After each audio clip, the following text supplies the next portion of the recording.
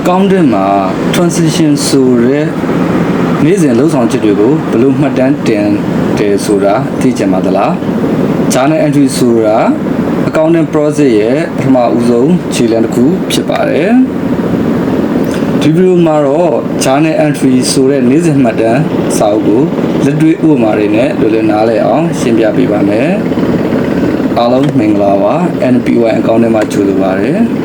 ဒီနေ့မှာတော့ accounting process ရဲ့ပထမဆုံးအဆင့်ဖြစ်တဲ့ journal entry နေ့စဉ်မှတ်တမ်းအကြောင်းကိုလေ့လာကြည့်ပါမယ် journal entry ဆိုတာလုပ်ငန်းတစ်ခုအတွင်းဖြစ်ပေါ်လာတဲ့ transaction နေ့စဉ်လှုပ်ဆောင်ချက်တွေကို debit credit ပုံစံနဲ့စနစ်တကျမှတ်တမ်းနေခြင်းပဲဖြစ်ပါတယ် journal entry တစ်ခုမှာပုံမှန်အားဖြင့်သူ့ရဲ့ account title ကတော့ date account title debit amount နဲ့ credit amount တို့ပါဝင်ပါတယ်လှုပ်ဆောင်ချက်တစ်ခုချင်းစီကိုအချိန်နဲ့လိုက်မှတ်တမ်းတင်ပေးရတဲ့ journal စာအုပ်တစ်ခုဖြစ်ပါတယ်ဥပမာလုပ်ငန်းစတင်ဖို့ပိုင်ရှင်ကငွေသားတစ်သိန်းထည့်လိုက်တယ်ဆိုကြပါစို့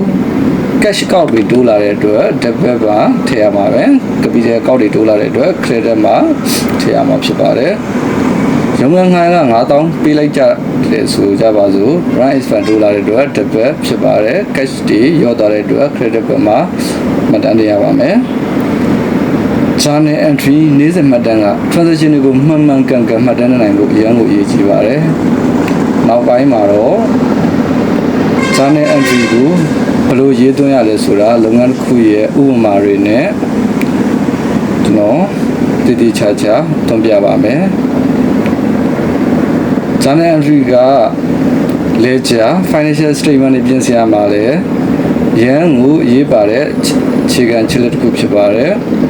ဒီဗီဒီယိုမှာ journal entry ဆိုတာပါလေဘယ်လိုရေးပါလဲဆိုတာဥပမာနှစ်ခုနဲ့ကျွန်တော်လေ့လာကြည့်ခဲ့ပါတယ် journal entry ကိုနားလည်သွားရင်လေကြာကိုဆက်လေ့လာဖို့ပို့ပြီးလွယ်ကူသွားပါမယ်